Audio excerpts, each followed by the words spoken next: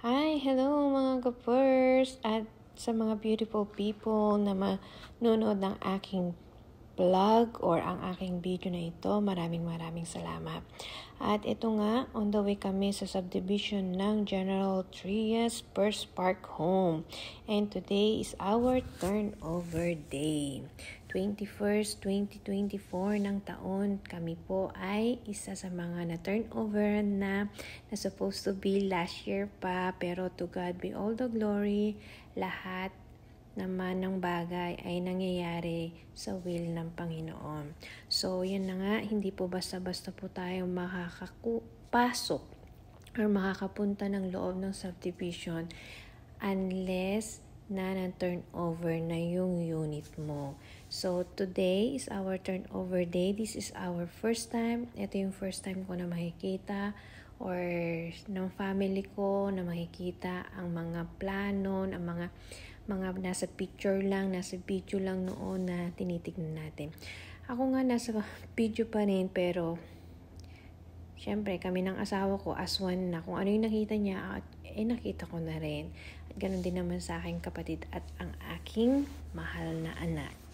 May unik iha. Siya po ang taga-video natin. So, medyo hindi ko gusto yung pag-video niya. Pero thankful pa rin ako. At yan si CJ Engineer ng First Park. CJ Manalo, thank you. Sobrang ano yan. Sobrang sa mga owner ng General Trias ng unit. Kasi nga nakita nyo pala yun yung bakod matangkad na yung kapatid ko pero mataas siya na sa dibdib niya na. So, okay na okay ako doon. So, yun na nga. Si Boss CJ kasi, siya yung pagtatanungan na namin about yun sa unit na yan. So, late na talaga kasi yung turnover. Pero, sabi ko nga lahat ng bagay nangyayari. Kasi may dahilan. At, kung para sa'yo talaga. So, kasama na din namin yung agent namin dyan. So, mula umpisa hanggang dulo, nandyan siya, sumusuporta, si Bon. Kung kailangan nyo po ng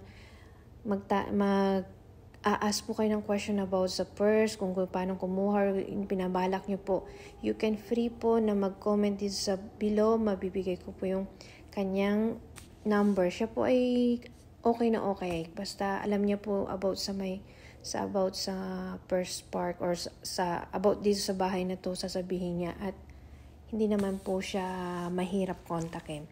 So, ayun na nga. Ay, nako, nawala na tayo. So, ayun na po yung bahay. Yan na po yung salas, kusina, and everything. Yung toilet kanina na pinakita ng anak ko, okay na okay. May shower na siya. So, gamit na lang talaga ang kulang. At pupunta nga tayo sa second floor. At ang bahay na to ay may 2 kwarto. May partition po siya na magkaroon ng sariling CR ang main room or ang master bedroom natin, kasi pwede po siyang palagyan ng washroom dyan sa taas. May naka-ready siya. Kung hindi pa naman pwede ngayon kasi kulang pa tayo ng budget, okay lang din po kasi nakasarado naman po siya. Babakbakin mo lang talaga siya.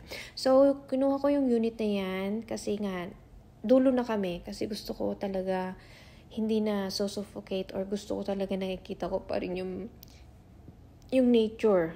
Nakakakita pa rin ako ng puno or something green sa aking paligid. Kasi gusto ko talaga yung fresh air siya. So, ito na yung second kwarto ng unit na to.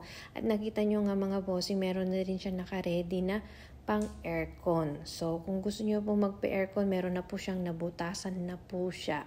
So, make sure lang po yung mga aircon na bibili niyo ay kasya po doon para hindi na po kayo kasi yung bahay na yan, medyo matigas to yung pader natin So, sana nga matigas. Ayan ang harap namin. Hello mga kapitbahay. Lahat sila na turnover na, matagal na. So, kami lang po talaga ang hindi na turn over dito sa unit na to. So, magkikita-kita na tayo soon. At yan, medyo mga may edad or mga senior, medyo mag-iingat tayo sa hagdanan. Mataas ang ceiling. So, thank you for watching guys. Okay na okay ang unit. To God be all the glory.